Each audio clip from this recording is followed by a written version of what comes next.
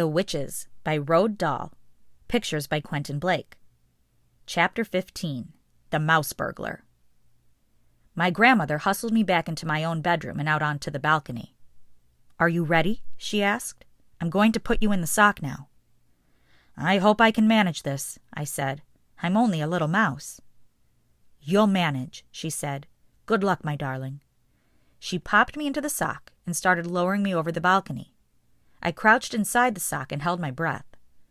Through the stitches I could see out quite clearly.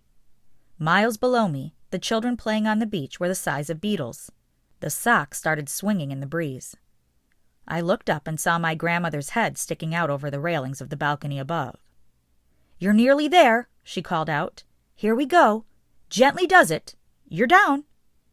I felt a slight bump.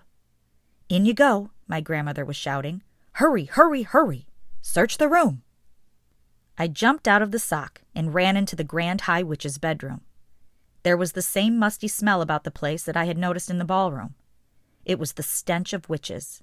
It reminded me of the smell inside the men's public lavatory at our local railway station. As far as I could see, the room was tidy enough. There was no sign anywhere that it was inhabited by anyone but an ordinary person. But then there wouldn't be, would there? No witch would be stupid enough to leave anything suspicious lying around for the hotel maid to see. Suddenly, I saw a frog jumping across the carpet and disappearing under the bed. I jumped myself. "Hurry up," came my grandmother's voice from somewhere high up outside. "Grab the stuff and get out!" I started skittering around and trying to search the room. This wasn't so easy. I couldn't, for example, open any of the drawers. I couldn't open the doors of the big wardrobe either. I stopped skittering about. I sat in the middle of the floor and had a think. If the Grand High Witch wanted to hide something top secret, where would she put it? Certainly not in any ordinary drawer. Not in the wardrobe either. It was too obvious. I jumped up onto the bed to get a better view of the room. "Hey," I thought, "what about under the mattress?" Very carefully, I lowered myself over the edge of the bed and wormed my way underneath the mattress. I had to push forward hard to make any headway, but I kept at it. I couldn't see a thing.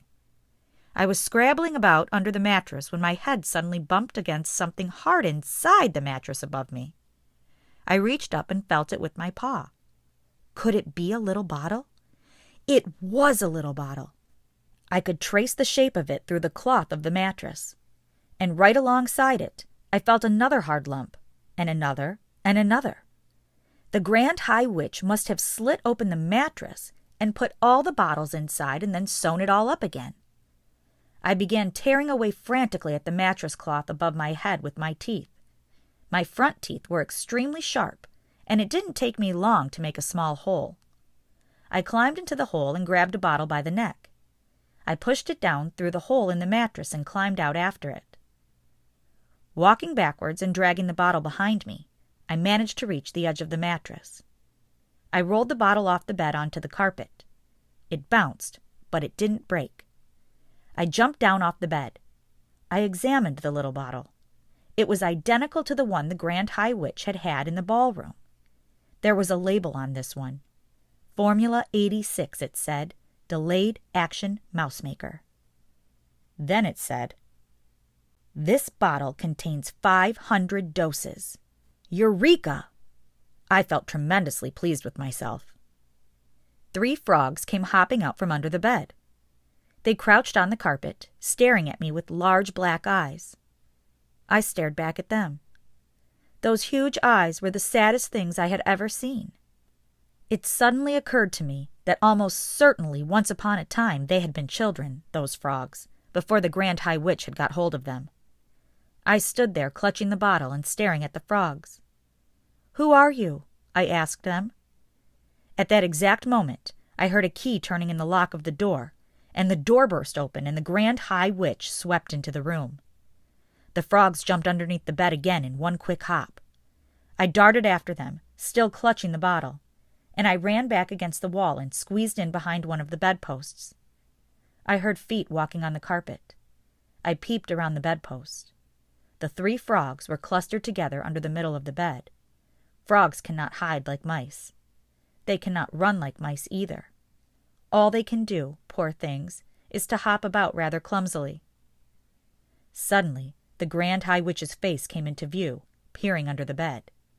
I popped my head back behind the bedpost. "So there you are, my little froggies," I heard her saying. "You can stay where you are until I go to bed tonight. Then I shall throw you out of the window and the seagulls can have you for supper." Suddenly, very loud and clear, there came the sound of my grandmother's voice through the open balcony door. "Hurry up, my darling," it shouted. "Do hurry up. You better come out quickly." "Who is calling?" snapped the Grand High Witch. I peeped around the bedpost again and saw her walking across the carpet to the balcony door. "Who is this on my balcony?" she muttered. "Who is it?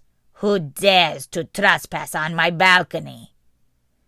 She went through the door onto the balcony itself. "What is this knitting yarn hanging down here?" I heard her saying. "Oh, hello," came my grandmother's voice. "I just dropped my knitting over the balcony by mistake. But it's all right. I've got hold of one end of it. I can pull it up by myself, thank you all the same." I marveled at the coolness of her voice. "Who were you talking to just now?" snapped the Grand High Witch. "Who were you telling to hurry up and come out quickly?" "I was talking to my little grandson," I heard my grandmother saying. "He's been in the bathroom for hours, and it's time he came out. He sits in there reading books, and he forgets completely where he is. Do you have any children, my dear?" "I do not," shouted the Grand High Witch, and she came quickly back into the bedroom, slamming the balcony door behind her. I was cooked. My escape route was closed. I was shut up in the room with the Grand High Witch and 3 terrified frogs. I was just as terrified as the frogs. I was quite sure that if I was spotted, I would be caught and thrown out over the balcony for the seagulls. There came a knock on the bedroom door. "What is it this time?" shouted the Grand High Witch. "It is we ancient ones," said a meek voice from behind the door. "It is 6 o'clock, and we have come to collect the bottles that you promised us, O your grandness." I saw her crossing the carpet towards the door. The door was opened, and then I saw a whole lot of feet and shoes beginning to enter the room.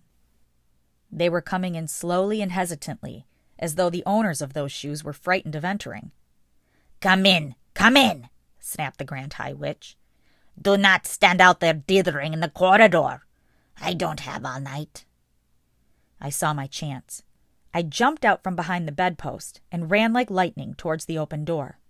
I jumped over several pairs of shoes on the way, and in 3 seconds I was out in the corridor, still clutching the precious bottle to my chest. No one had seen me. There were no shouts of "Mouse! Mouse!" All I could hear were the voices of the ancient witches, burbling their silly sentences about how kind your grandness is and all the rest of it.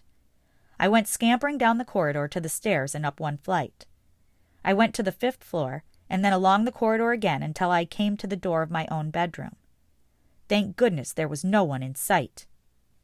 Using the bottom of the little bottle, I began tapping on the door. Tap, tap, tap, tap, I went. Tap, tap, tap, tap, tap, tap. Would my grandmother hear me? I thought that she must. The bottle made quite a loud tap each time it struck.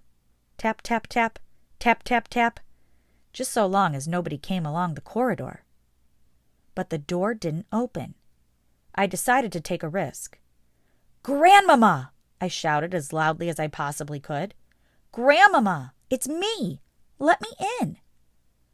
I heard her feet coming across the carpet and the door opened. I went in like an arrow. "I've done it!" I cried, jumping up and down. "I've got it, Grandmama! Look, here it is! I've got a whole bottle of it!" She closed the door. She bent down and picked me up and hugged me. "Oh, my darling," she cried. "Thank heavens you're safe." She took the little bottle from me and read the label aloud. "Formula 86, Delayed Action Mouse Maker," she read. "This bottle contains 500 doses. You brilliant darling boy. You're a wonder. You're a marvel. How on earth did you get out of her room?" "I nipped out when the ancient witches were coming in," I told her. "It was all a bit hairy, Grandmama. I wouldn't want to do it again." "I saw her too," my grandmother said. "I know you did, Grandmama. I heard you talking to each other.